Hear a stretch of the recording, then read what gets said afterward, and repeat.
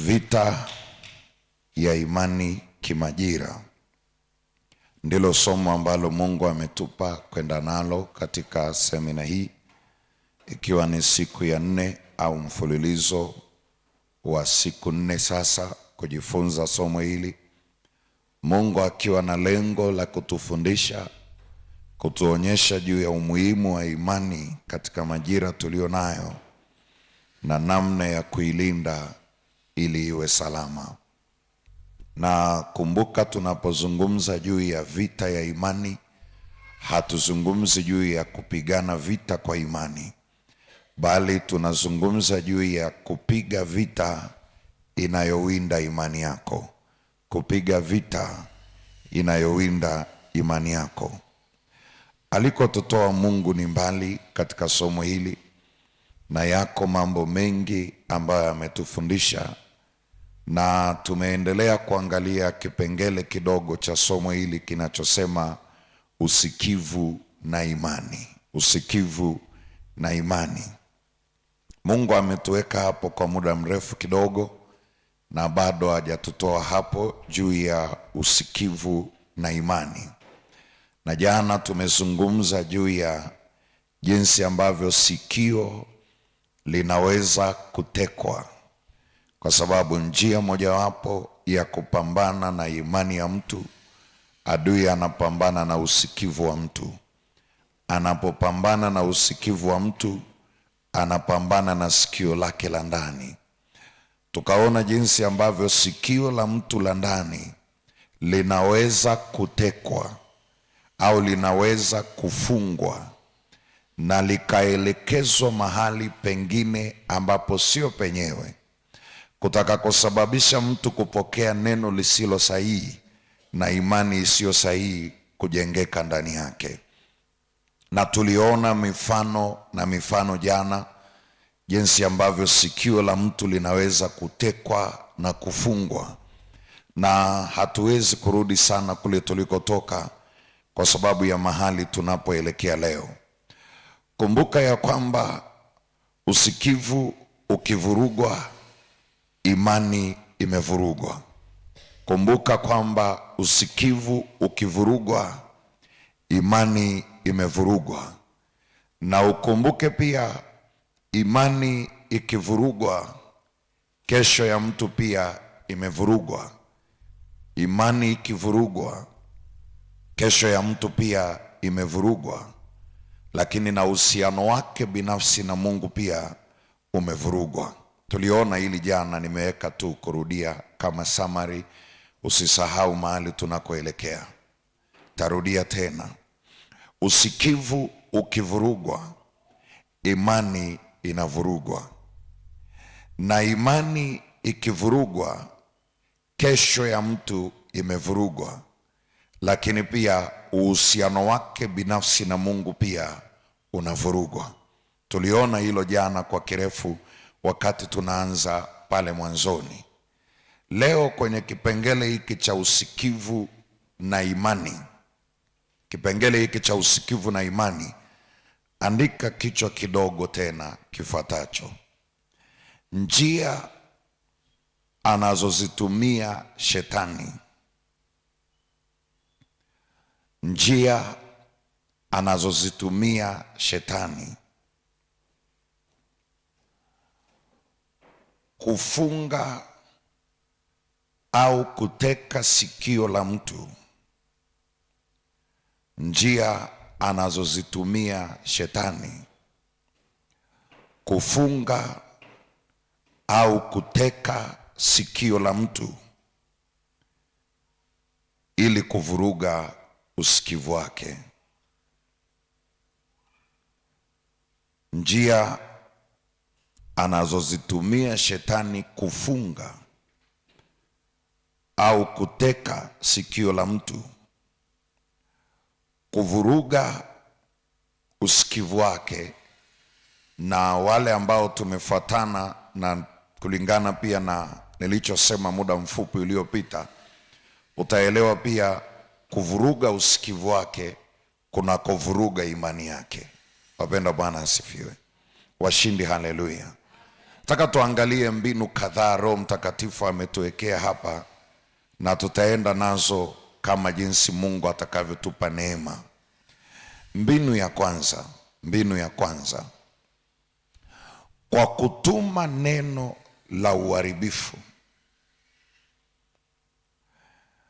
Kwa kutuma neno la uharibifu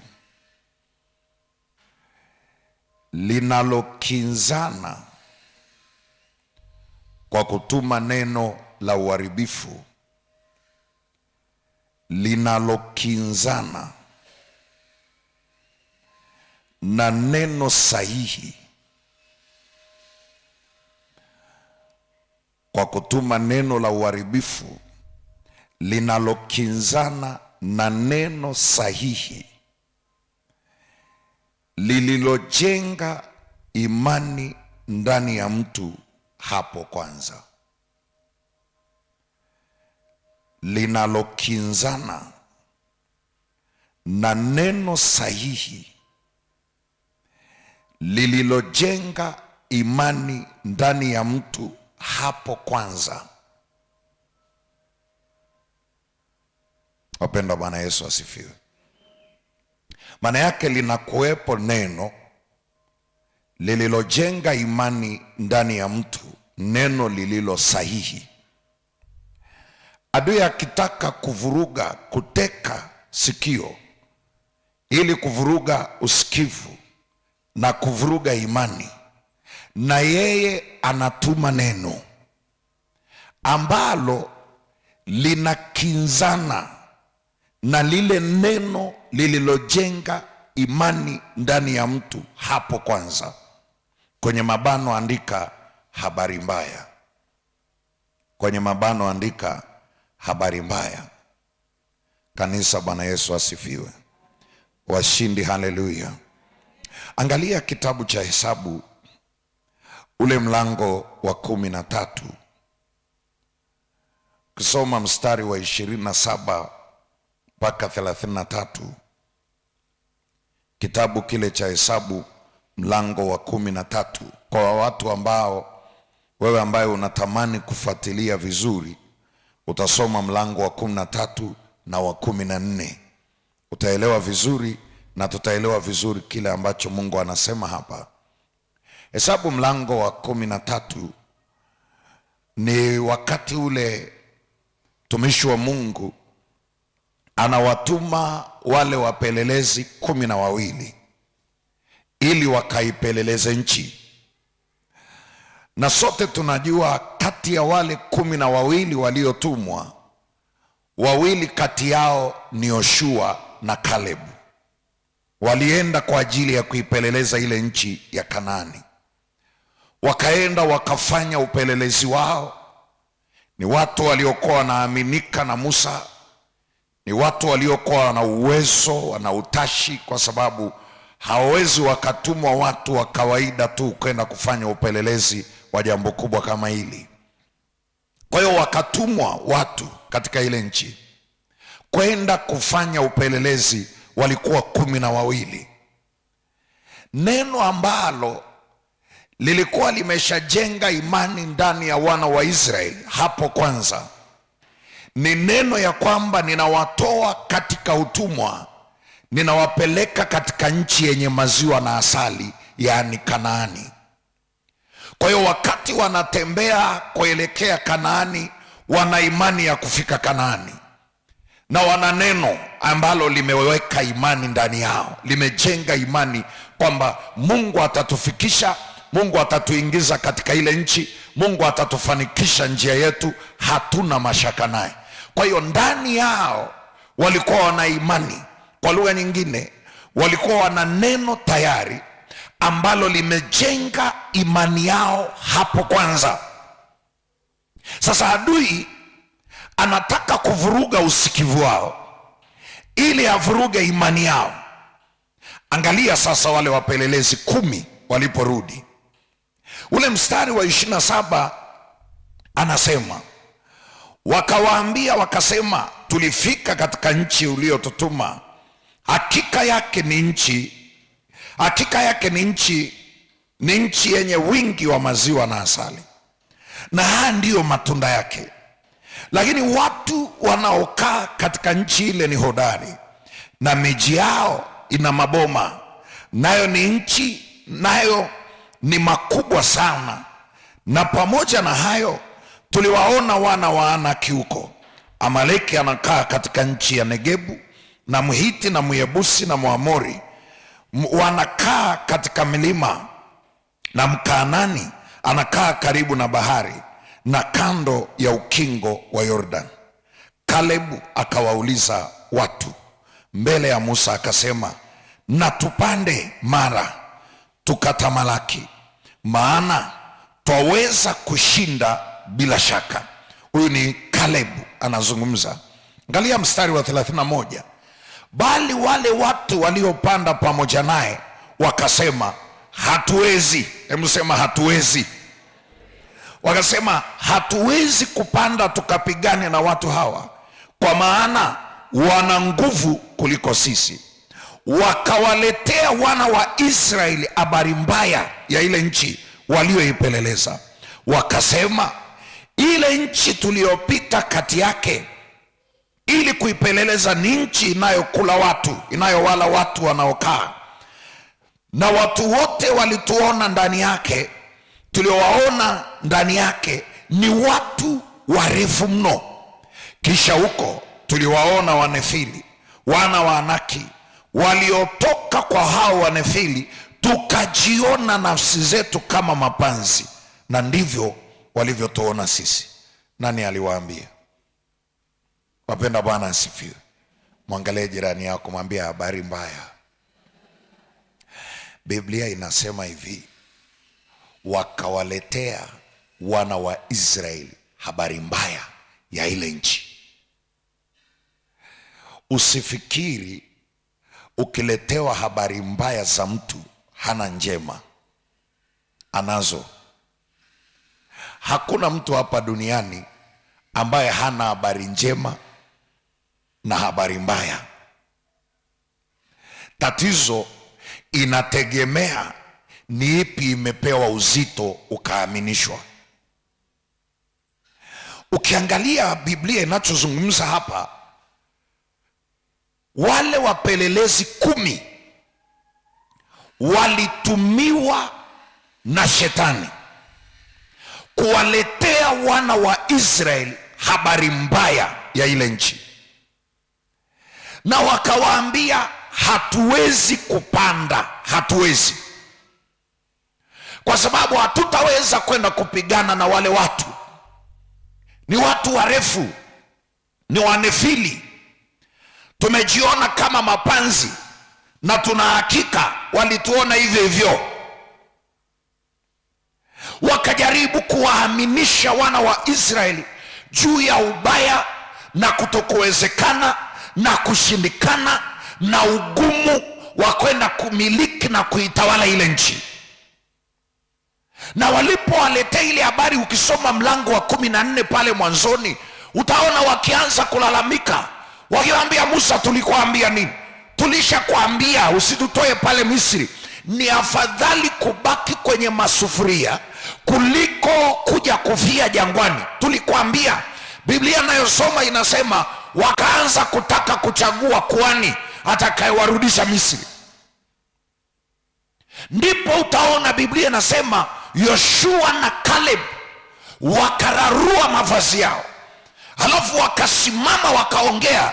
Kwenye hichi kitabu cha Hesabu 14 mstari wa 6 mpaka wa 10, utaona akiwa anazungumza na wana wa Israeli, akiwa anawaambia hapana, ile nchi tunayokaa ni nchi kweli yenye maziwa na asali, ni nchi nzuri mno. Ikimpendeza Mungu atupatie tu hiyo nchi, kwa sababu yafaa sana. Wakaanza kusema, msiwaogope wale wenyeji wa nchi. Si kwamba sisi hatujawaona, tumewaona wenyeji wa nchi, lakini sisi hatujachagua kuona kikwazo zaidi ya kuona uwezo wa Mungu wa kutumilikisha hiyo nchi. Kwa hiyo ninachowaambia kama Yoshua na Caleb, tunaweza kutawala, tunaweza kuimiliki hiyo nchi bila shaka, kwa sababu uvuli uliokuwa juu ya wale watu umeondolewa, na tunaamini ya kwamba tunaweza kushinda bila shaka. Kisoma Biblia yako, alitaka kuwapiga mawe, ndipo utukufu wa Bwana ukaonekana juu ya hema ya kukutania. Tunahitaji kuelewa nini? Mwambie jirani yako, habari mbaya. Unaweza ukawa na imani yako vizuri tu, lakini likatumwa neno kwako likavuruga ile imani yako. Mungu tusaidie kuelewa. Walikuwa wana utayari na hari ya kuelekea Kanaani, wakiwa wanaliangalia neno la Mungu la kuwapeleka Kanaani lililojenga imani ndani yao. Njiani likaletwa neno lenye habari mbaya,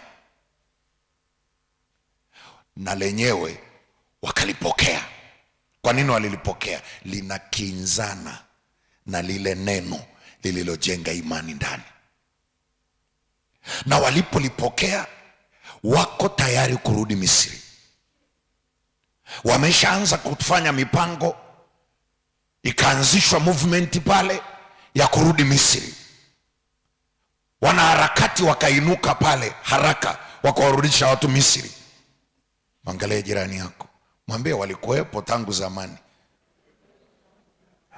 Kuna watu huinuliwa kwenye maisha ya mtu ili kumletea habari mbaya na kumkumbusha juu ya habari mbaya tu katika maisha yake, ili kuvuruga usikivu wake na kuua imani yake. Kuna watu huwa wanainuliwa kwenye maisha ya watu ambao kazi yao ni moja tu. Adui anawainua, kazi yao ni kukuletea habari mbaya, ni kukuletea maneno ya kukuumiza na kuvuruga imani yako.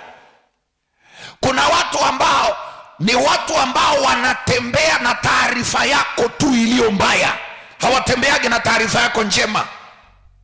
Ukijaribu kuongea hiki, wanakuja wanakwambia wapi, unaweza wapi, maisha yako yenyewe yalishashindikana, wewe hakuna kitu utatoboa.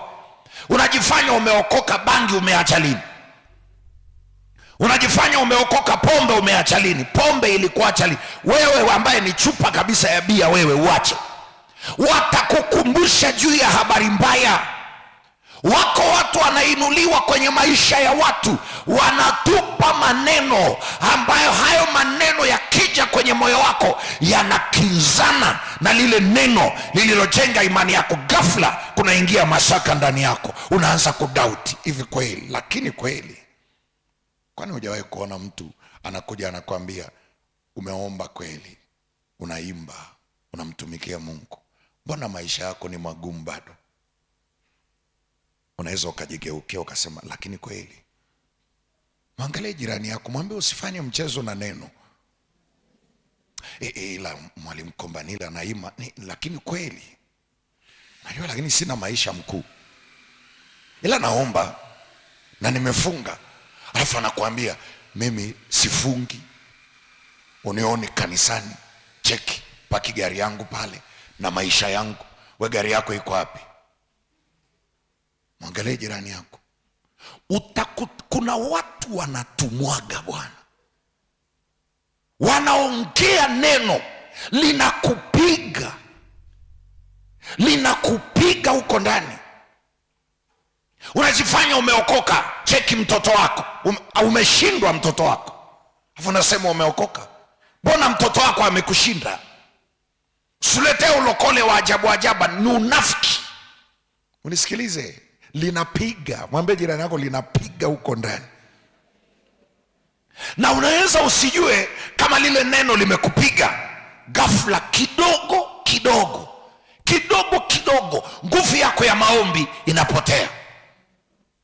Kidogo unashangaa mtazamo wako juu ya lile jambo linapotea. Kidogo mtazamo wako uliokuwa nao juu ya Mungu wako unaanza kupungua hivi. Uhusiano wako binafsi ya Mungu unaanza kufa kidogo. Watu wanakuambia mpendwa, twende kwenye maombi. Nitaomba baadaye. Ni kitu gani kimetokea? Ni neno linaweza likatumwa na shetani kukinzana na neno lililojenga imani ndani yako hapo kwanza. Ndio maana Yoshua na Caleb walikataa.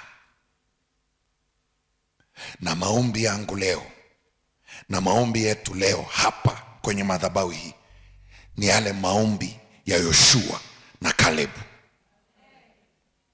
Hata kama wametokea 10 wamekushambulia kwa maneno mabaya, baki na ukweli wa maisha yako kwamba unamwamini Bwana. Wapenda, Bwana Yesu asifiwe. Wangapi wanamuelewa Mungu anachosema? Wakati mwingine wanaweza wakawa watu wa karibu sana na wewe, na hakuna neno linaumiza kama neno linalotoka kwa mtu wa karibu uliyekuwa unamwamini atakutia moyo. Mwingine labda hajaelewa, linaweza likatoka hata kwa mtumishi wa Mungu. Meza mate, tuendelee. Kanisa, Bwana asifiwe. Linaweza likatoka hata kwa mtumishi wa Mungu. Tunajuaje? Samueli wa kwanza mlango wa kwanza mstari wa 13 mpaka wa 18. Samueli wa kwanza mlango wa kwanza 13 mpaka 18. Basi Hana alikuwa akinena moyoni mwake, midomo yake tu ilionekana kama inanena, sauti isisikiwe. Kwa hiyo huyo Eli alimdhania kuwa amelewa. Angalia jirani yako, mwambie Eli alidhania kwamba amelewa. Amekukuta madhabahuni, usije ukasahau. Alafu anamwambia, ndipo Eli akamwambia, je, utakuwa mlevi hata lini? Achilia mbali divai yako. Unajua, vaa viatu vya Hana. Uko katikati ya maombi umezama, kwa sababu kama mdomo ndio ulikuwa unacheza alafu atoi sauti, maana alikuwa anaongelea huku ndani. Kwa majira ya sasa katika Agano Jipya tungesema alikuwa ananena kwa lugha. Anakuja Eli kuhani, anamwambia, alo, achaga ulevi nilisha kunyima, tupilia mbali divai yako. Unajua lile neno linaweza likakupiga ukaishia hapo. Lakini angalia alichojibu Hana. Hana akajibu akasema, hasha bwana wangu, mimi ni mwanamke mwenye roho ya huzuni. Mimi sikunywa divai wala kileo, ila nimeimimina roho yangu mbele za Bwana. Usimdhanie mjakazi wako kuwa ni mwanamke asiyefaa kitu, kwa kuwa katika wingi wa kuugua kwangu na kusikitika kwangu ndivyo nilivyonena hata sasa. Ndipo Eli akajibu akasema, enenda kwa amani, na Mungu wa Israeli akujalie haja yako uliyomwomba. Pigie tena Yesu makofi. Mwambie jirani yako, unahitaji kubisha. Twende taratibu, kuna mahali tunaenda. Mwambie jirani yako, unahitaji kubisha. Mwambie mwingine, kuna vitu inabidi uvibishie rohoni. Wapendwa, Bwana Yesu asifiwe. Huyu mama Hana, pamoja na kwamba aliambiwa na kuhani umelewa, lakini hakukasirika, alibisha. Haambia, hapana, mimi sijalewa, na mimina roho yangu kwa Bwana. Nina 1, 2, 3 kuhani wangu, maana yake ikiwezekana ungana nami kuniombea. Anaambia, hapana, mimi sikuombei, ila mimi nina baraka kwa ajili yako. Enenda zako, na Mungu wa Israeli akupe haja uliyomwomba. Na alipewa. Kuna wakati kwenye maisha yako, sijui ni nani Mungu amemleta kwenye ibada hii jioni ya leo. Nimetumwa kukuambia mtu mmoja, sio wawili, mtu mmoja kwa neno la Bwana. Amua leo katika maisha yako kujitenga na habari mbaya na kujiungamanisha na habari njema unazozijua za maisha yako alizokuahidi Bwana. Mwambie jirani yako, jitenge na habari mbaya. Washindi sema amen hapa. Bado sema tena amen. Mwambie jirani yako, jitenge na habari mbaya. Watu wengine wanatamka maneno, wanakuletea maneno mabaya, watu wa karibu, wengine familia, wengine wafanyakazi wenzako, wengine watu mbalimbali wanaokuzunguka, wengine kanisani, wengine kwenye jamii iliyopo, wengine majirani, wengine ni kwa sababu ya wivu, wengine ni kwa sababu wamekwama, wao wamekwama, wanatamani ukwame pamoja nao, wengine hawaoni unachoona, wengine hawaendi unakoenda, wengine wana hasira na wewe, wengine wana wivu na wewe. Kwa hiyo wanatafuta kila namna ya kukupiga, lakini nimetumwa kwa neno la Bwana. Amua hivi leo, sikio lako lisibebe habari mbaya, sikio lako libebe habari njema. Washindi sema amen hapa kanisa. Haleluya. Kuna mtu bado hajaelewa. Usikubali na kupokea neno bila kujua lina roho gani nyuma yake. Kama ni habari mbaya, tupilia mbali, kataa. Mwingine anasema nakataaje? Isaya, rafiki yetu Hezekia, kwenye kitabu cha Isaya 38 anaambiwa utakufa. Anamwambia sawa, nenda, si umeshaniambia. Isaya ondoka. Akageukia ukutani, akakataa. Habari yule aliyemletea habari mbaya ndiye huyo aliyemletea habari njema. Mantaka ya masa, yule aliyemletea habari mbaya ndiye huyo aliyerudi mara ya pili kumletea habari njema. Kwa nini? Aliamua kukataa. Kuna mtu bado hajasikia. Sikia mtu wa Mungu, Isaya 53 mstari wa kwanza. Ni nani aliyesadiki habari tuliyoileta? Maana yake ni kwamba ukipokea habari, ukikubali habari, imani inajengeka ndani yako na unaanza kuishi zile habari. Biblia inasema usisadiki hujajua imetoka wapi. Cha Bwana ndicho cha kusadiki, ili iumbike imani iliyo sahihi ndani yako. Kuna mmoja bado hajamuelewa Mungu. Luka 16. Luka 16. Yesu tusaidie hapa kukuelewa. Luka 16 mstari wa 16. Torati na manabii walikuwapo mpaka Yohana. Tangu wakati huo habari njema ya ufalme wa Mungu hutangazwa na kila mtu hujiingiza kwa nguvu. Mwangalie jirani yako, mwambie hujiingiza kwa nguvu. Maana yake kuna wakati lazima ufosi. Kuna mtu ameelewa mmoja, nasema hivi, kuna wakati hata kama vinagoma unafosi. Kwani Biblia inasemaje? Ujiingiza kwa nguvu. Hautaweza, unasema nitaweza. Utashinda, nitashinda. Hautaenda, nitakwenda. Hutapona, nitapona. Hutapata, nitapata. Anajiuliza ujasiri anapata wapi?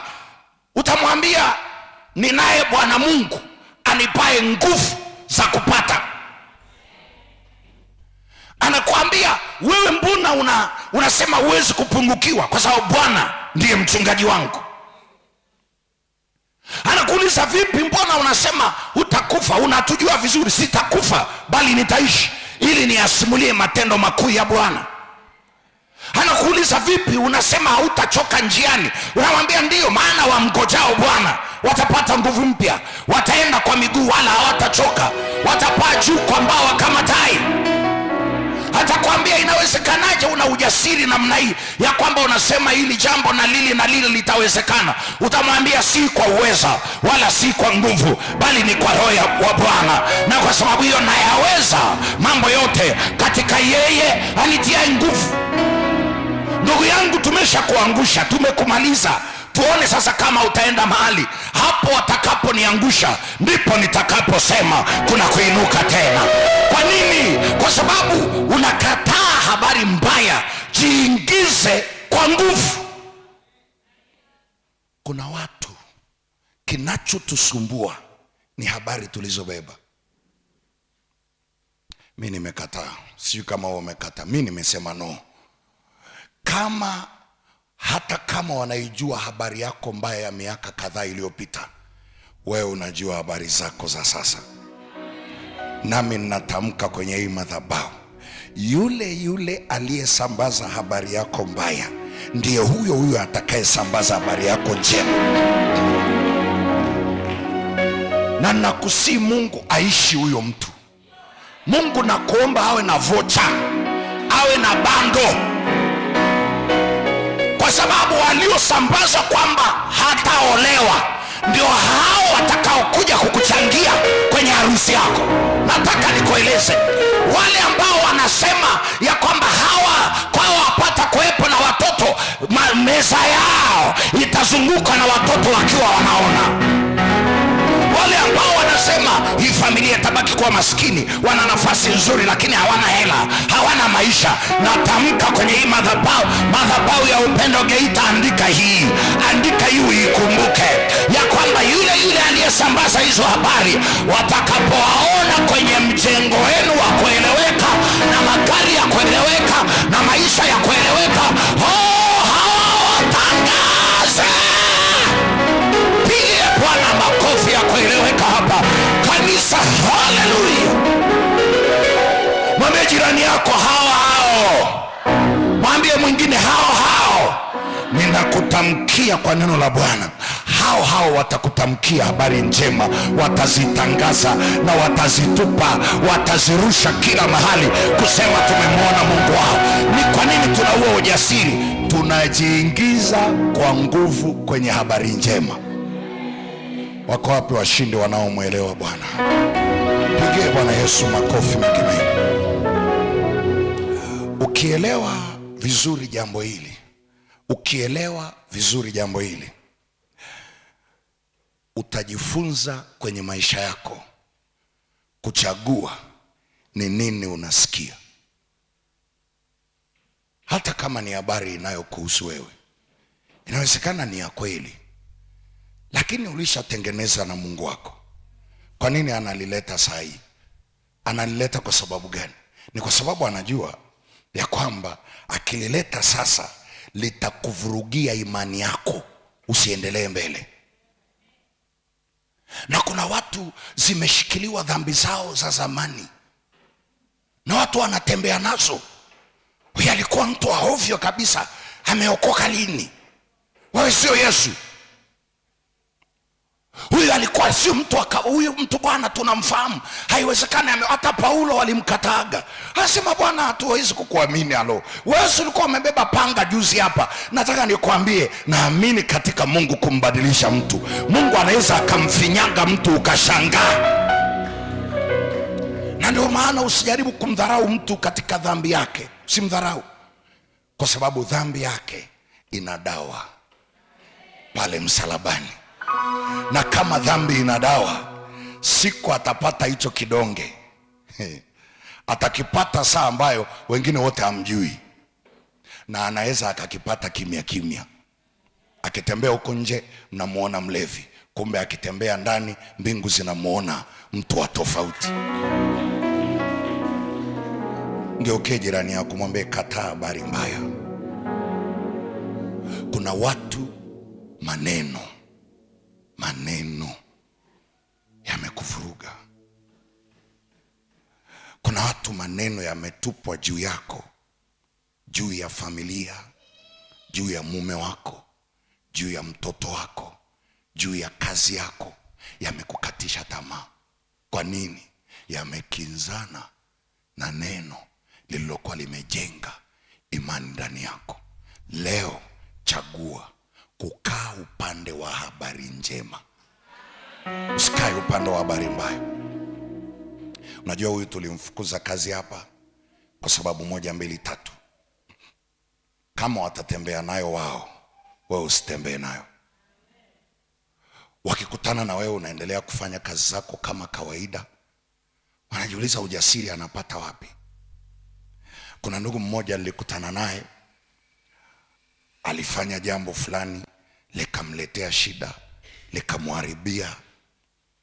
Baadaye akatengeneza na Mungu, akaniambia sasa nasimamaje tena? Nikamwambia kwa nini? Akaniambia watu. Nikamwambia wewe unaangalia watu au Mungu? Akaniambia Mungu ila watu. Nikamwambia achana na ila, ondoa neno ila, muangalie Mungu. Akaniambia watanielewa kweli? Mwambie jirani yako hata kama wasipokuelewa. Ni lazima ujifunze ndani yako kutembea na habari njema. Achana na habari mbaya. Japokuwa, mwangalie jirani yako, mwambie lakini kitu ambacho kinafanya habari mbaya ikae sana kwenye moyo wa mtu ni kwa sababu hata harufu ya mzoga inanuka kuliko perfume. Fuatilia, afie panya ndani usimtoe, puliza perfume. Perfume itaisha, harufu ya mzoga itabaki. Ni muhimu katika maisha yako si kuzikwepa habari mbaya, zitoe, weka mbali na wewe. Andika jambo la pili. Bwana Yesu asifiwe. Nani amepata kitu hapo? Wamekusema vibaya, achana nao. Cha kuangalia tu walichokisema ni kweli. Kama sio kweli, endelea na safari yako ya maisha. Jambo la pili au mbinu ya pili anayoitumia shetani. Mbinu ya pili anayoitumia shetani kuteka sikio na kulifunga, ili kufunga usikivu, kuharibu usikivu na kuvuruga imani. Anatumia uchungu. Anatumia uchungu. Naomba tuende pamoja hapa. Anatumia uchungu. Angalia kitabu cha Kutoka mlango wa 6 na mstari wa 9. Somo la uchungu na imani ni pana kidogo, lakini tutaangalia tu mambo machache.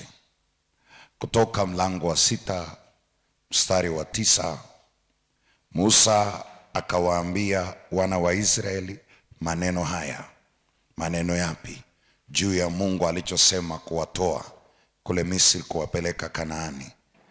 Angalia, lakini hawakumsikiliza Musa. Hebu sema hawakumsikiliza Musa. Hebu sema hawakumsikiliza Musa. Angalia sababu. Hawakumsikiliza Musa kwa ajili ya uchungu wa moyo na kwa ajili ya utumwa mgumu. Wanaletewa neno la kuwavusha, la kuwatoa kwenye utumwa, wanalikataa. Kwa sababu gani? Uchungu wa moyo wao. Uchungu wa moyo umekuwa mkubwa kiasi ambacho limefunga sikio, halitaki kusikia neno lolote la kutia moyo tena. Musa akajaribu kuongea nao.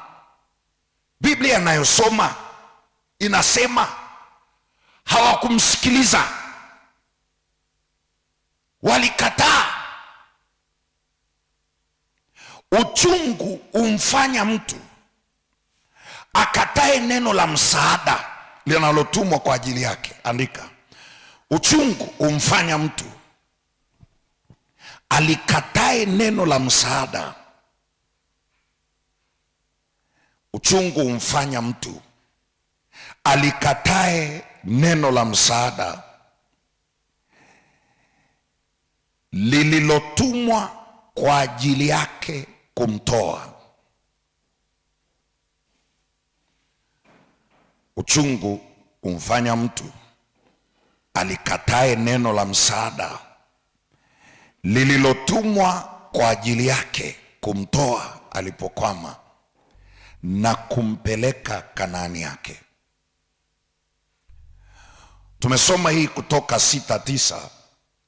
Unaona jinsi ambavyo uchungu uliwafanya wana wa Israeli walikatae lile neno ambalo Mungu alilituma kwao kuwatoa walipokwama ili awapeleke Kanaani yao. Na kama wamelikataa neno, maana yake usikivu wao umefungwa. Na kama usikivu wao umefungwa au umevurugwa, maana yake sikio lao la ndani limetekwa au limekamatwa. Na Biblia inatupa kilichotumika kuteka hilo sikio ni uchungu katika moyo. Ni uchungu katika moyo. Tunajua ya kwamba ukilikataa neno, maana yake usikivu wako umefungwa na imani yako lazima itavurugwa, kwa sababu neno linalotumwa kukutoa ndilo ambalo unatakiwa ujenge imani mpya ya kutokea hilo neno. Inawezekana ulikuwa unaishi kwa neno fulani mahali fulani. Mungu akitaka kukupeleka ngazi nyingine, anakuletea neno lingine ambalo unatakiwa ujenge imani kwake kwenye hilo neno, ndipo utoke. Ukilikataa, maana yake umekataa kutoka. Wangapi tunaenda sawa? Lakini mwambie jirani yako, sababu ni nini? Mwambie uchungu. Twende tu taratibu. Nataka uandike sababu mbalimbali za uchungu.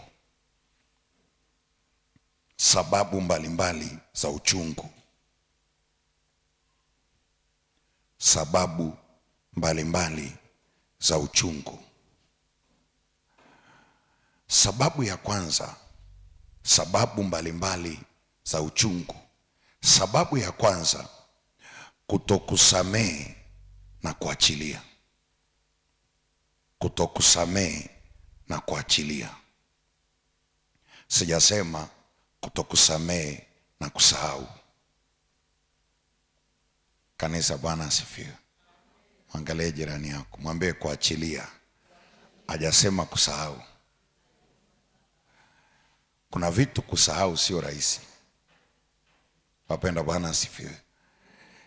Na kuna watu memory card yao ya kichwa iko vizuri. Anaweza akakumbuka jambo la mwaka 91, la miaka ya 80, na analielezea kama leo. Mimi bibi yangu mzaa baba ametimiza miaka 95. Anakumbuka vitu vya mwaka 60 na anavielezea kama ndio vinatokea sasa, na kila ukienda ataelezea. Ole wako usisikilize. Wapenda, Bwana Yesu asifiwe. Kwa hiyo nikiwa naenda, najua namtengea bibi lisaa la kunipa story za maisha ya nyuma zilizowahi kumuumiza, ambazo hazipendi. Ataongea hapo, anakuambia unasikia nchukuu, unajua ile miaka bibi yako fulani ulikuwa umjui, kwa hiyo muishifu ulikuwa umjui, alikuwa hivi na hivi. Naambia inatakiwa uonyeshe. Wapenda, Bwana asifiwe. Ni kitu gani tunazungumza hapa? Kutokusamehe na kuachilia. Kati ya jambo linatutesa wengi ni mtazamo wetu tunapokosewa. Ngoja niseme neno gumu leo, na naomba uvumilie tu. Kanisa, Bwana asifiwe. Kutokusamehe kwingine ni kiburi cha uzima. Meza mate. Kutokusamehe kwingine ni kiburi cha uzima. Sio kwamba yule aliyekukosea ndiye ana kiburi, wewe ndiye unacho, kwa sababu umejihesabia haki kiasi ambacho unaamini upasi kukosewa, na umefika mahali umejihesabia haki kiasi ambacho mpaka uombe msamaha ndio utasamehe. Maana yake mpaka unyenyekewe ndio utasamehe. Kumbe kutokusamehe hakumuumizi aliyekukosea, kuna kuumiza uliyekosewa. Kubeba maumivu ya kutokusamehe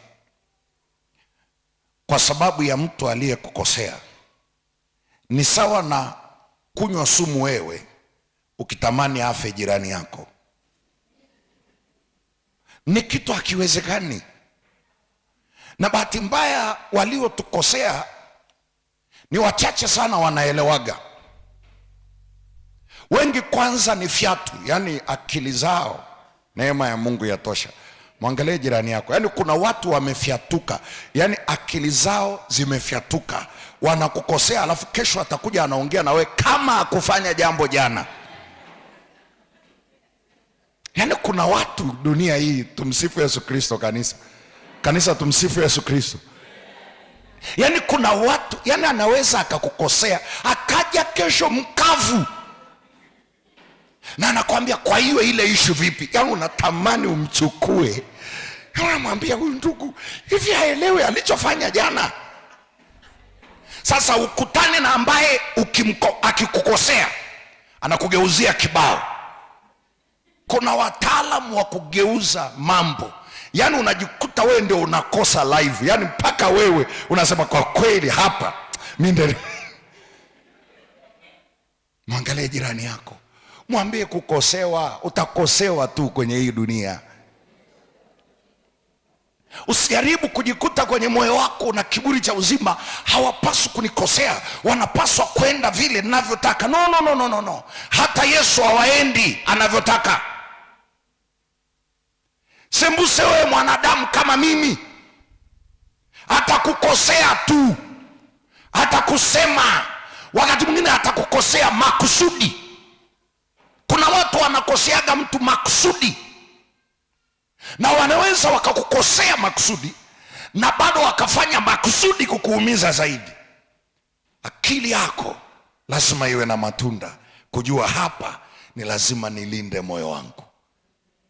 Wapenda Bwana Yesu asifiwe. Sio nani Mungu anasema naye, lakini lazima ujue kutokusamehe ni mzigo. Kutokusamehe ni mzigo unaofunga mtu, unaofunga sikio la ndani la mtu, unatia uchungu ndani.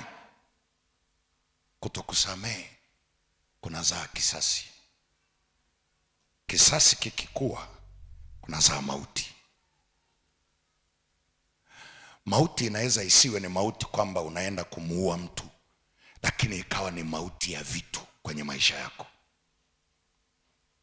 Kuna watu wamebeba kutokusamehe, wamebeba watu wanatembea nao kwenye maisha yao. Imefika mahali wamechukia aina ya watu. Mimi nimewahi kukutana na kaka ambaye amewachukia wanawake wote duniani, wote. Ameniambia wote wanafanana. Nikamwambia na mama yako? Akaniambia hivi, na mama yangu we. Yaani ndo anakumbuka mama yake yumo.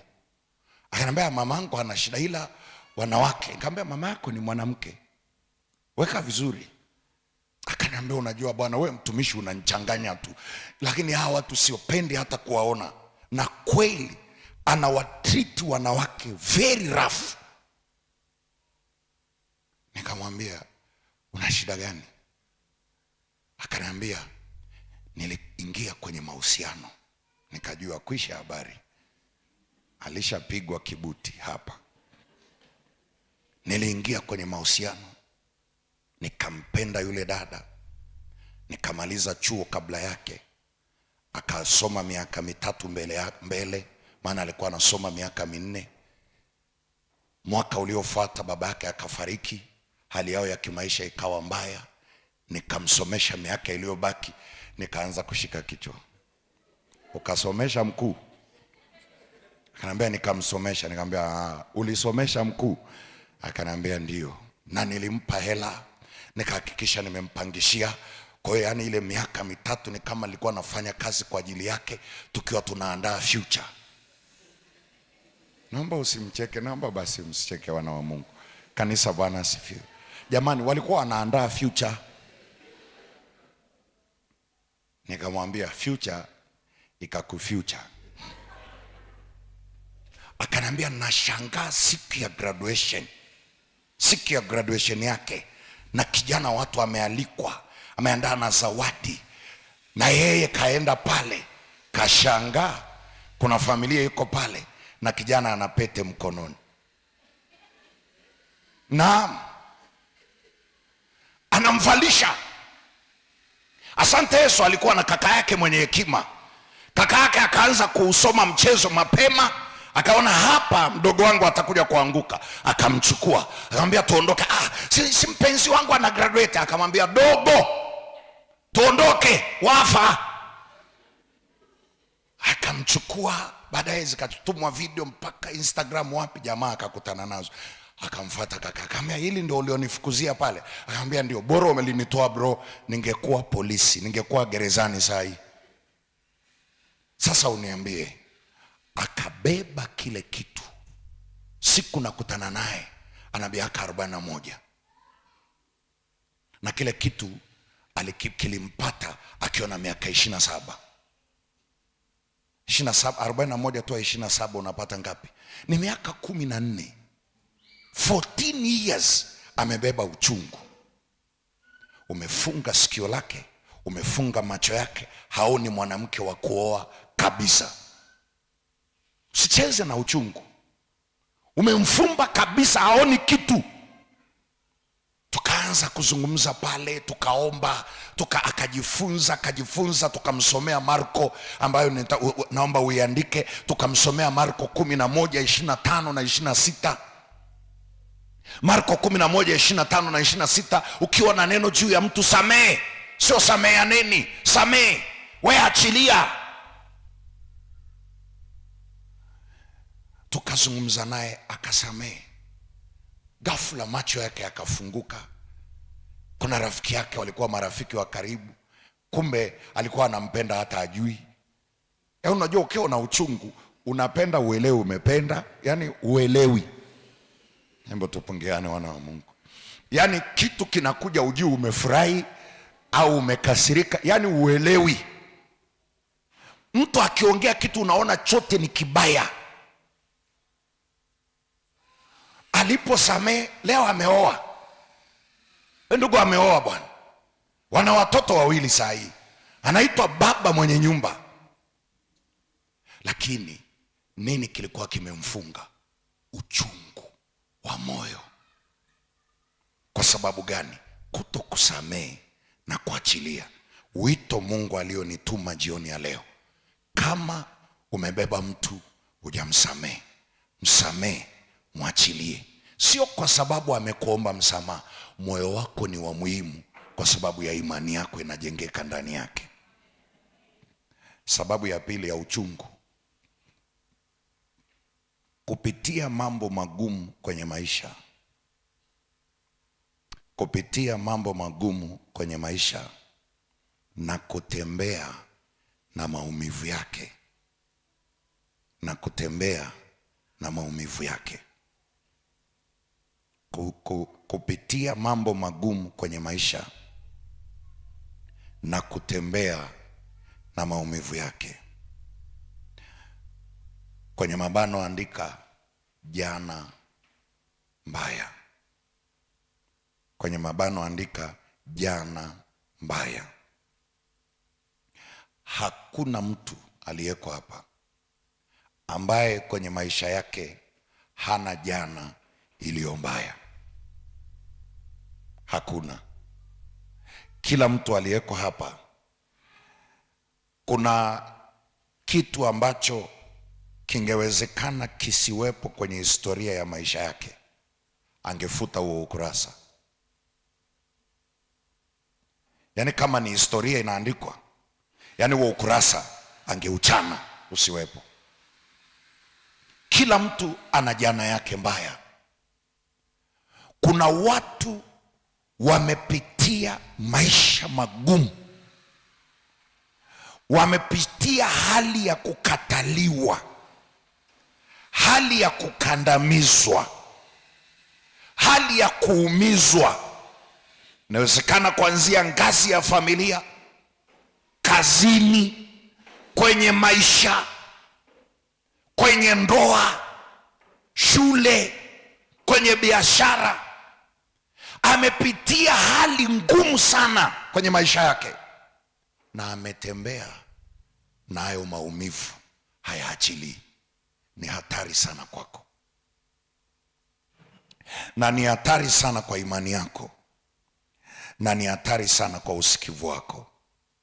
Andika hii sentensi: usiruhusu jana yako mbaya, usiruhusu jana yako mbaya, usiruhusu jana yako mbaya iharibu kesho yako njema. Usiruhusu jana yako mbaya iharibu kesho yako njema. Usiruhusu, usiruhusu kabisa. Wapendwa, jana imepita. Tazama, leo ni mambo mapya. Kila mtu Mungu kiona amekupa neema ukaamka asubuhi, ujue kabisa una masaa 24 mapya kabisa, brand new 24 hours ya kufanya mambo mapya kwenye maisha yako. Kama lilikuwa ni la jana, moto wa jana, leo ni majivu, unawasha mwingine. Maumivu ya jana usitembee nayo. Wapendwa, chochote ulichopitia jana, andika, chochote ulichopitia jana kikakuumiza, au chochote ulichopitia jana kigumu, andika hivyo hivyo, chochote ulichopitia jana kigumu, chochote ulichopitia jana kigumu kina pande mbili. Chochote ulichopitia jana kigumu kina pande mbili. Upande wa kwanza kina maumivu yake. Upande wa kwanza kina maumivu yake. Upande wa pili kina fundisho lake.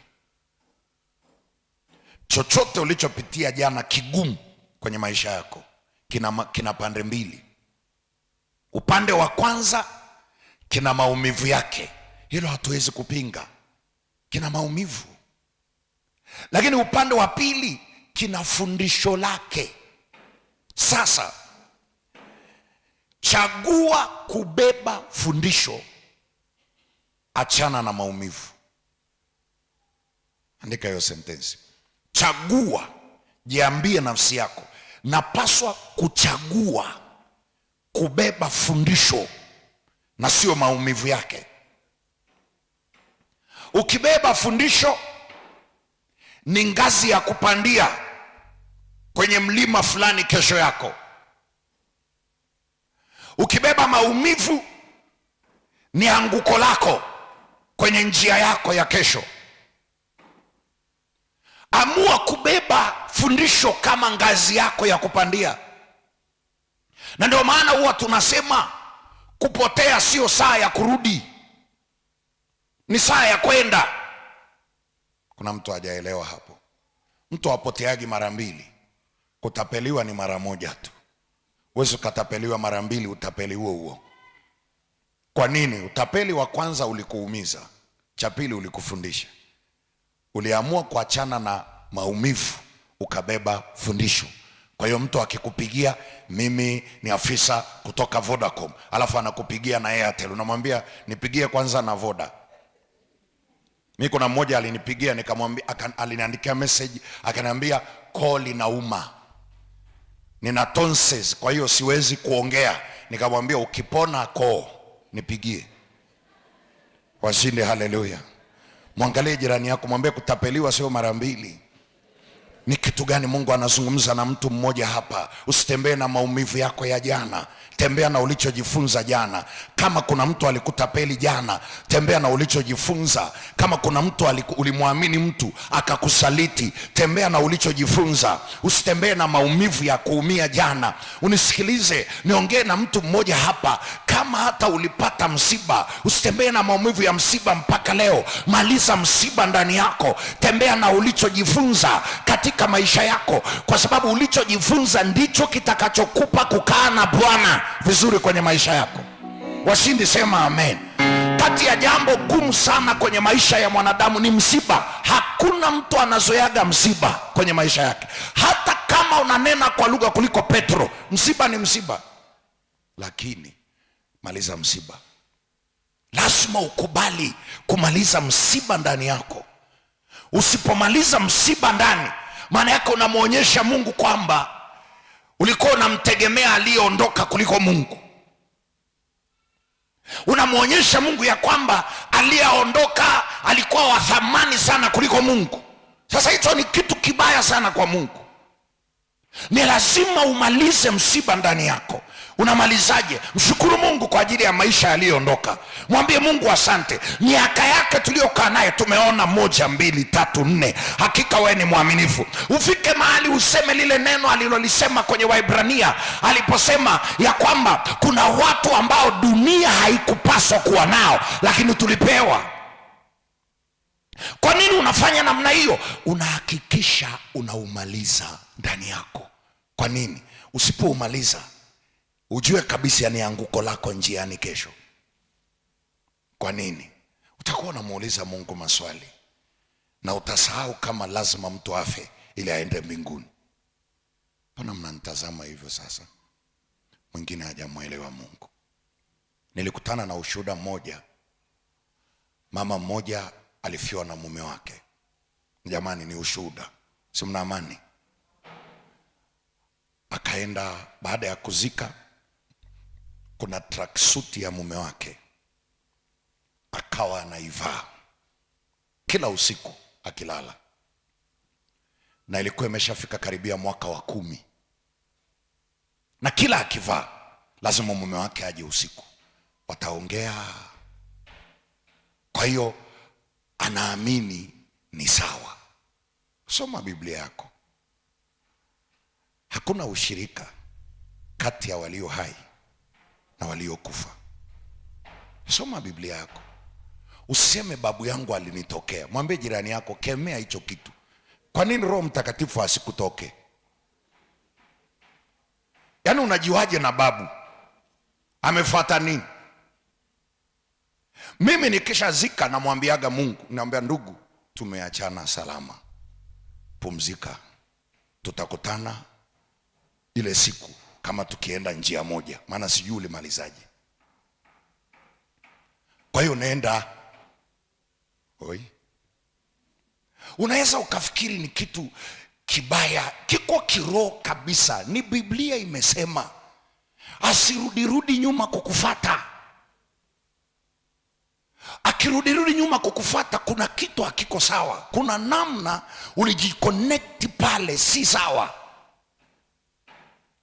Sasa lazima wakamwombea, wakamsaidia yule mama, wakamwambia mama, hiki kitu si sawa, maliza msiba. Na ndipo akafundishwa kwa nini tunatoaga sadaka ya shukrani baada ya msiba. Wengi wanafikiri ile sadaka haina maana. Kati ya sadaka unahitaji kuwa makini sana wakati wa kuitoa ni ile sadaka mnatoa baada ya kuzika mtu. Wengi tunatoaga kama mazoea. Ile sio ya mazoea. Msiba unatakiwa uishe siku ile mliotoa ile sadaka. Kwa sababu ukitoa ile sadaka maana yake nini? Moja, Mungu ninakushukuru kwa ajili ya maisha ya huyu mtu. 2, maana yake ni kwamba Mungu asante, tunaomba utusamee pale ambapo tulilia, tukakulalamikia, tukakunungunikia na tukatengeneza kitu kibaya kwenye maisha yetu tuliyobaki. Alafu cha 3, hatuwezi kuziba pengo la aliyeondoka, ila Yesu tunakutolea hii sadaka, ziba wewe hilo pengo. Maana yake mkishatoa ile sadaka mmemwachia Yesu. Sasa watu wengi sana hawajui maana yake. Maliza msiba, ilibidi yule mama awaite ndugu zake watoe sadaka kwa upya, na walipotoa, kuanzia pale alipotoa kwa imani, hakuanza kumwaza tena mume wake vile alivyokuwa anawaza, wala hajawahi kuja mpaka milele. Wataonana mbinguni kama wakikutana. Tutakiane amani. Kuna mtu mmoja Mungu anasema naye, na najua amemwelewa Mungu. Sababu ya tatu ya uchungu, sababu ya tatu ya uchungu, ya tatu, kusubiri kwa muda mrefu. Kusubiri kwa muda mrefu juu ya jambo muhimu, alafu halitokei. Kusubiri kwa muda mrefu juu ya jambo muhimu, alafu halitokei. Mungu tusaidie kukuelewa. Kanisa tuseme amen. Kusubiri kwa muda mrefu juu ya jambo muhimu unalolitarajia na halitokei, halitokei. Mithali 13 mstari wa 12. Mithali 13:12, kilichotarajiwa kikikawia kuja, moyo huugua, bali haja ya mtu ikipatikana ni mti wa uzima. Ni Mithali 13:12. Kilichotarajiwa, hebu sema kilichotarajiwa kikikawia kuja. Hebu sema kikikawia kuja, moyo huugua. Maana yake mtu anapata nini? Uchungu. Sasa muda hautatutosha nikizungumza juu ya kusubiri. Kusubiri, kati ya jibu la Mungu lenye mtihani kwa mwanadamu ni subiri. Kwa sababu Mungu ana majibu matatu: ndio, hapana, subiri. Hapana utajua upewi, ndio napewa. Subiri. Mwambie jirani yako subiri. Watu wa Mungu, Bwana asifiwe. Subiri ni jibu gumu sana kwa mwanadamu yeyote. Na ndio maana tunahitaji sana kupata mafundisho kwenye kipengele cha kusubiri, waiting. Kwa sababu acha kumsubiri Mungu kwanza, tuachane kwanza na kumsubiri Mungu. Mtu tu akikwambia nisubiri hapa nakuja, unaonaga hatari yake. Mwingine ananitazama vibaya, ngoja niangalie huko. Umewahi kwenda kupima kitu fulani, ni kitu fulani, watumishi simnitazame, alafu ukawa unasubiri majibu, hata kama unajiamini? Mimi sijasema, manesi simko hapa, mnajua. Yani utakuta mtu yuko hivi, vipi mpendwa, yuko namna. Unajiuliza, mwambie jirani yako kusubiri kuna kitete.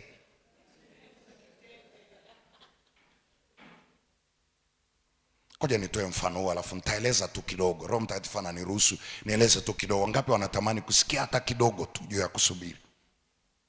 Niliwahi kuwapa mfano, nafikiri hapa, kama sio Januari labda mwaka jana, nikawapa mfano wa yule kijana aliyepata kazi, aliyeenda kwenye interview na akafika kwenye interview. Wengine wameshafanywa interview, yeye alipofika pale, yule mkurugenzi pale akamwambia nisubiri hapo, nitakuita saa 4, saa 5, saa 6, saa 7. Yule ndugu akawa anatoa tu vitabu, anasoma novels zake pale, anasoma vitabu. Sekretari wa yule bosi akaja akamletea juisi pale na maji ya kunywa, haondoki. Wakaja watu wafanyakazi wakamtocha pale, unafanya nini hapa? Mbona unatujazia ofisi hapa bure nini? Anasema ananisubiri. Si kama atoki, njoo siku nyingine. Anamwambia ameniambia nisubiri.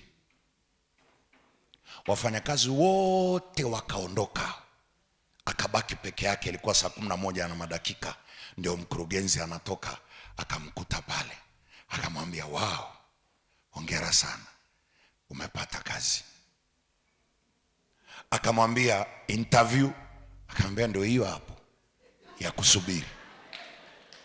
Mwangalie jirani yako, tuseme ule ukweli, ni vijana wangapi tungefeli? Vijana wa sasa hivi wa Mixx by Yas, wa 5G, watu wa fast internet, fast food, kila kitu fast.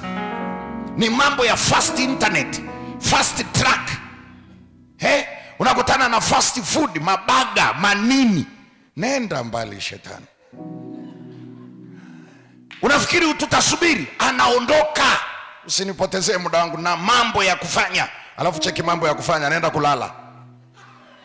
Ndio mambo ya kufanya alionayo, anaenda ndani. Sasa msikilize Mungu kwa makini. Mungu akikupa jibu la subiri, katikati ya kusubiri kuna kuaga na ukimya wa Mungu. Katikati ya subiri, there is God silence moment. Wakati ambao sikii chochote, ukiomba haongei, ukiliombea hilo jambo halijibiwi, hasemi chochote. Alafu kuna wakati unasikia upako umekufunika, ukienda kwenye maombi unataka kuombea lile jambo, unaishia kushukuru, alafu Mungu yuko kimya kabisa. At that moment, kwenye huo wakati, ndio Mungu anatengenezaga watu wake kwa ajili ya kubeba kilichoko mbele yao. Kwa sababu gani? Sikia neno hili, usilisahau. Mungu akitupa neema, wakati mwingine tutajifunza juu ya kusubiri peke yake. Unisikilize. Katika ukimya wa Mungu, ukimya wa Mungu ni lugha. God's silence is the language. Ukimya wa Mungu ni lugha, na ndani ya hiyo lugha kuna kitu anaongea na wewe. Tatizo sasa kusikia hiyo lugha anayoongea akiwa kimya. Mwangalie tena jirani yako, na kweli na sisi tumetulia kimya, kwa sababu unajua wanafunzi wa form 6 wako kwenye mtihani. Ukienda wakati wanafanya mtihani, wanapita mpaka walimu waliowafundisha, lakini hawaongei. Angalia jirani yako, hawaongei, wanapita tu. Na walimu, kama ni mitihani ya darasani ya kawaida, walimu wengine unasikia akifanyia hivyo kwenye mtihani wa alafu akishafanyia hivyo hapo kwako anasogea mbele kidogo, unasikia read instruction careful. Sasa unajiuliza, wapendwa, Bwana asifiwe, mbona kasemea hapa kwangu, alafu anasema soma maelekezo vizuri? Ni kitu gani Mungu anazungumza? Katika ukimya wa Mungu, yeye haongeagi ukiwa kwenye mtihani.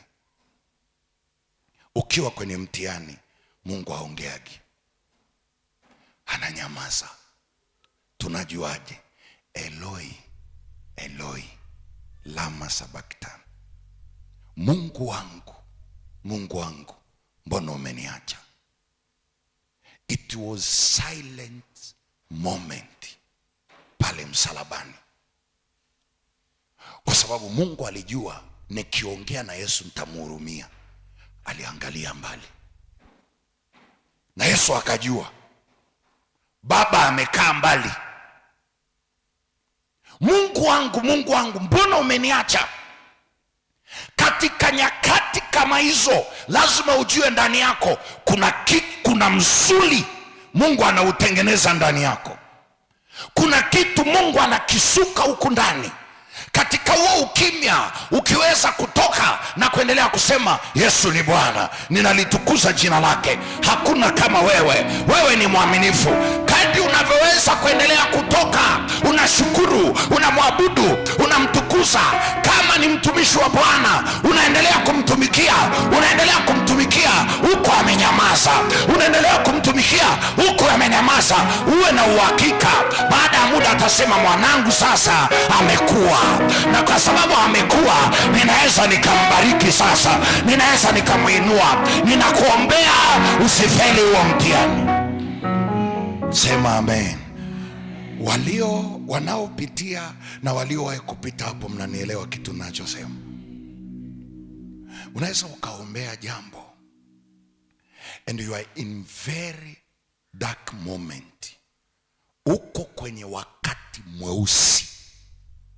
Kama hujawahi kupitia wakati mweusi, unaweza usielewe. Kuna nyakati nyeusi, dark moment in life, ambazo inawezekana wote wakawa kinyume chako, alafu ukabaki peke yako na Mungu, alafu huyo Mungu uliyebaki naye anakaa kimya. Usifikiri amekuacha. Kuna wakati lazima ajenge msuli wako. Kuna wakati lazima Mungu akujenge kwa ajili ya kinachokuja mbele yako, kwa sababu anajua asipokujenga kila wakati akawa anapatikana tu, kila kitu ukiongea na kujibu tu. Kuna saa lazima atengeneze msuli. Je, nisipompa, okay, nilishamwekea ndani yangu, nitamjibu mwaka huu. Nisipomjibu mwaka huu atafanyaje? Anaacha kukujibu mwaka huu, ndio kwanza unapiga gia ya pili ya kumwabudu. Unamwambia hakuna kama wewe, wewe ni Ebeneza, wewe ni Adonai. Wanakuambia mbona Mungu wako hakujibu? Yeye ni mfalme, hakuna kama yeye, uaminifu wake ni mkuu. Unisikilize, kuna wakati ilifika mahali nikamwambia Mungu, nisikilize vizuri baba yangu, nataka nikuambie kitu. Ni hivi, sikuabudu, sikupendi, sikutafuti, silichi jina lako, sikutumikii ili unipe kitu. Nataka uwe Mungu wangu tu. Kuna mtu hajasikia. Sio ili unipe chochote kwanza. Nataka uwe Mungu wangu, uwepo. Kwa sababu uwepo wako ndio salama yangu kwenye maisha. Sina usalama mwingine. Kuna watu hamjaelewa Mungu anachosema. Kuna watu wenzako wengine bila Mungu hatutoboi.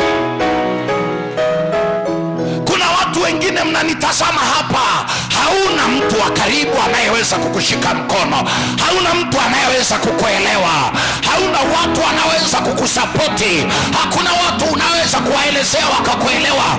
Unaye Bwana tu. Lazima umwambie Bwana, nimebaki na wewe.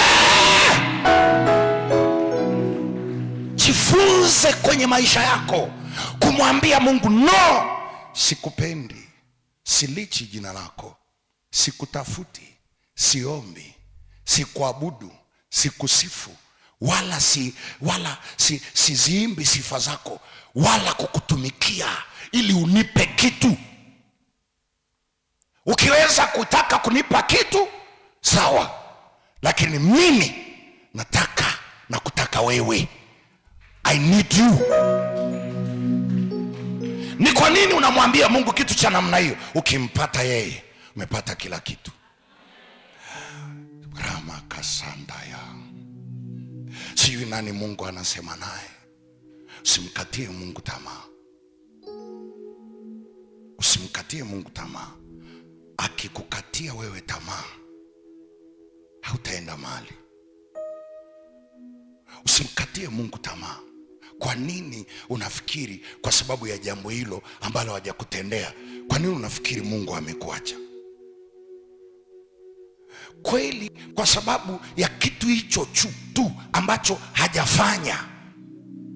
kwa sababu tu kazi hajakupa, kwa sababu tu ameruhusu shida ikaja kwenye familia, kwenye ndoa yako, kwa sababu hilo tu ndio unataka kumwacha. Kwa sababu Musa amechelewa mlimani, mnataka kutengeneza ndama iwarudishe Misri. Are you serious? Mnageukia miungu mingine kwa sababu tu kuna jambo unalitazama kwenye maisha yako, unafikiri Mungu amekuacha. Usimkatie Mungu tamaa. He's a living God. Yeye ni Mungu mwaminifu, hajawahi kusema uongo. Katika uko kusubiri na katika ukimya wake kuna kitu anaongea. Mungu akupe neema kusikia lugha ya ukimya wa Mungu. Mandaka siki dera mandaka rikotori mandi erebo karindisa emandaka sikitele manda kaemuku irandika basindiri Mungu anteka ya masikiri Mungu. Ndio Bwana. Inua mikono yako tu, funika macho yako. Sijui unapita wapi, sijui. Dekerere mandikite, jiachie kwa Bwana kwa toba. Mwambie Bwana, nimekusikia, nisamehe. Ukimya wako ulinikatisha tamaa, na wakainuliwa watu waliotupa maneno magumu sana kwangu. Maneno yakawa magumu sana, ya kuonyesha ya kwamba uaminifu wako ni uongo.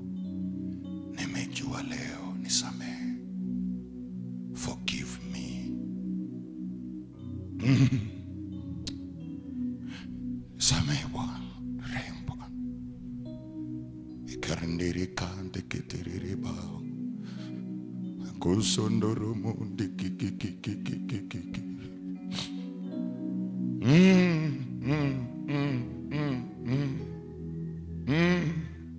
Omba toba. Endelea kuomba toba tu ndani yako. Kama unasikia kulia, acha machozi yatiririke tu. Njia moja wapo ya kupona uchungu ni kulia. Jifunze, usigugumie ndani, tafutaga kona, lia. Uchungu ulimzidi Hana.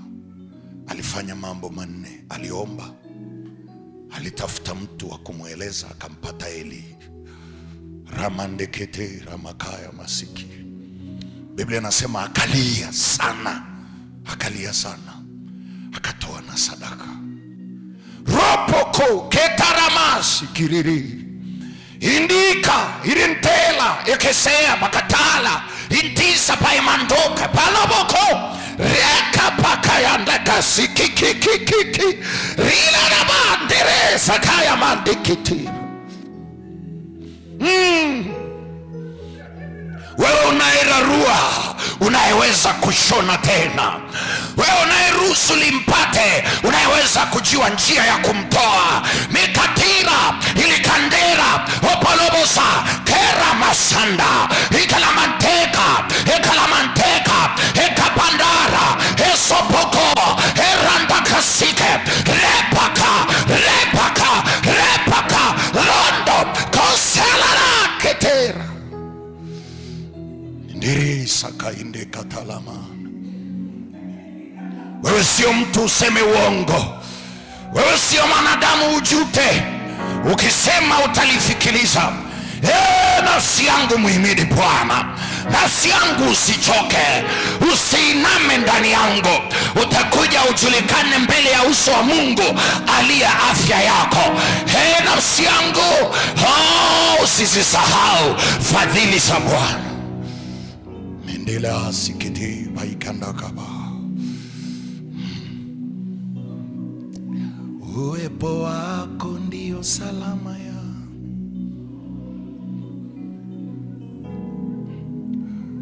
Uwepo wako ni maisha. natamani nikae uweponi mwako milele. Wewe muinua kichwa changu kilichoinamishwa na aibu, ukanipa ujasiri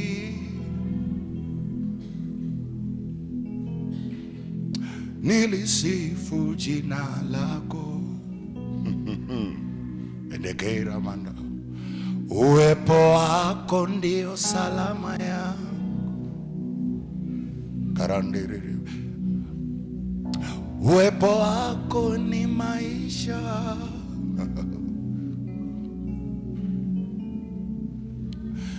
Natamani nikae uweponi mwako milele. Rakandikiriri. Inua tu mikono yako. Nguvu za Mungu zimetufunika. Kuna watu wanaponywa mioyo yao. Wakati ninakuja hapa, Mungu aliniambia nataka niwaponye watu, nataka niwaponye wanangu, nataka niwaponye wanangu, nataka niwaponye wanangu. Endeleeni kuomba, tukua na amani. Nataka niwaponye wanangu, nataka niwaponye wanangu. Miranda katela kasikirina ibanda kabala masiketekerere. Endelea tu kumshukuru Mungu. Omba toba, omba toba, omba toba. Nafsi yangu muhimidi Bwana. Nafsi yangu muhimidi Bwana. Mandekerere ba, natamani nikae uweponi mwako milele.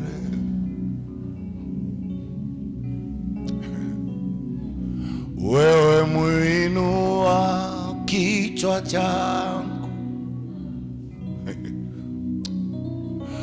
kilichoinamishwa na aibu, ukanipa ujasiri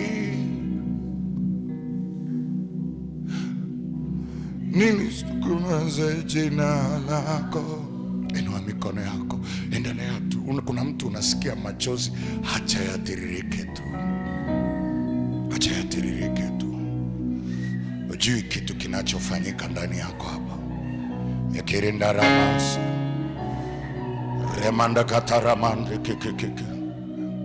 Wewe muinua kichwa changu kilichoinamishwa na aibu, ukanipa ujasiri nilitangaze jina lako. Maremakasika, uwepo wako ndio salama yangu. Hiyo ndio salama yangu, uwepo wako. Uwepo wako ni maisha. Natamani nikae uweponi mwako, uweponi mwako milele. Inua mikono yako tu ukiwa umeketi. Nguvu za Mungu zinapita hapa. Maneno, maneno, maneno, maneno, maneno, maneno yaliyokuvunja moyo, maneno yaliyopiga usikivu wako, tunayafuta, yanafutwa moyoni mwako. Linaandikwa neno la ushindi, habari njema. Habari njema inaandikwa, habari njema inaandikwa, habari njema inaandikwa, habari njema inaandikwa, habari njema inaandikwa.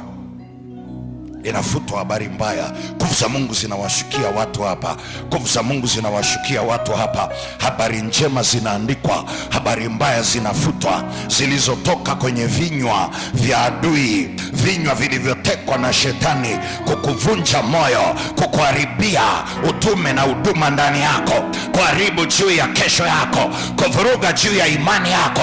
Hiyo damu ya Yesu inapita. Nguvu za Mungu, nguvu za Mungu, nguvu za Mungu. Pokea, pokea, pokea, pokea, pokea, pokea, pokea, pokea, pokea kwa jina la Yesu. Pokea, pokea, jazwa nguvu.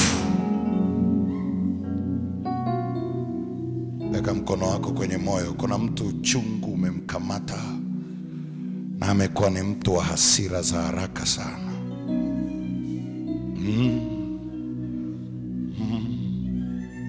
Short temper spirit, come out in Jesus name.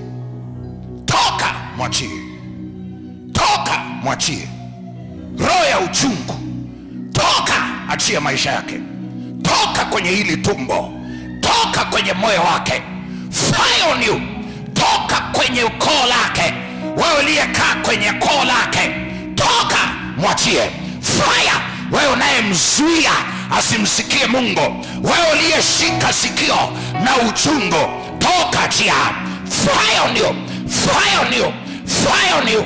Kemea, endelea kukemea, endelea tu kuinua mikono yako. Kemea, kemea hilo ni roho la uchungu. Kemea.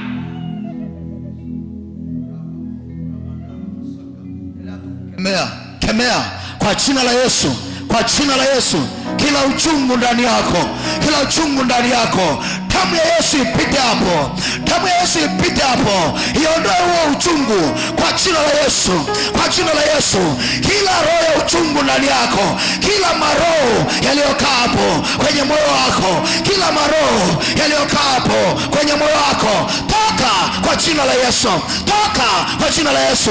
Achilia moyo wake, achilia moyo wake, achilia moyo wake. Kila roho ya uchungu ndani, meweka makao kwenye moyo wake, meweka makao kwenye moyo wake, meleta na magonjwa, mepanda na magonjwa, mepanda na magonjwa.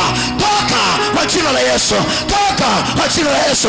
Chilia moyo wake, chilia moyo wake, chilia moyo wake, chilia moyo wake kwa jina la Yesu.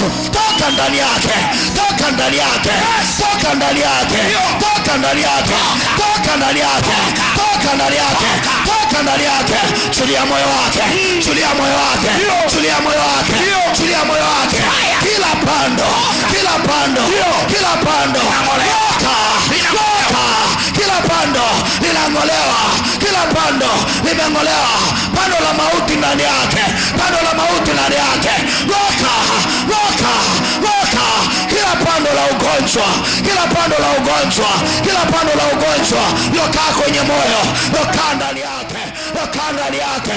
Kila mapando ya uharibifu, kila mapando ya uharibifu, toka. Inua tena mkono wako kwa imani.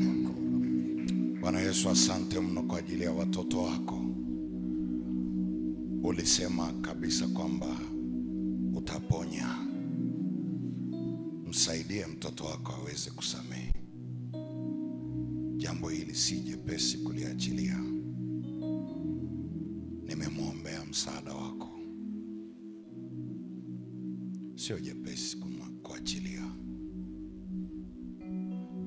Yesu, uliweza kusamehe pale msalabani, ukasema Baba, uwasamehe hawajui watendalo. Ninaomba umsaidie huyu mtoto wako kwenye hili. Tunaomba msaada, tunaomba msaada. Kama na wewe unaomba msaada, mwambie tu Yesu nisaidie. Tamka tu hivyo, mwambie Yesu nisaidie. Mwambie tena Yesu nisaidie. Maanisha shika na sadaka yako ukiwa unamwambia Mungu hilo neno. Shika na sadaka yako kunamwambia Yesu nisaidie tu. Nisaidie niweze kusamehe. Nisaidie niweze kusamehe. Nisaidie Yesu niweze kusamehe.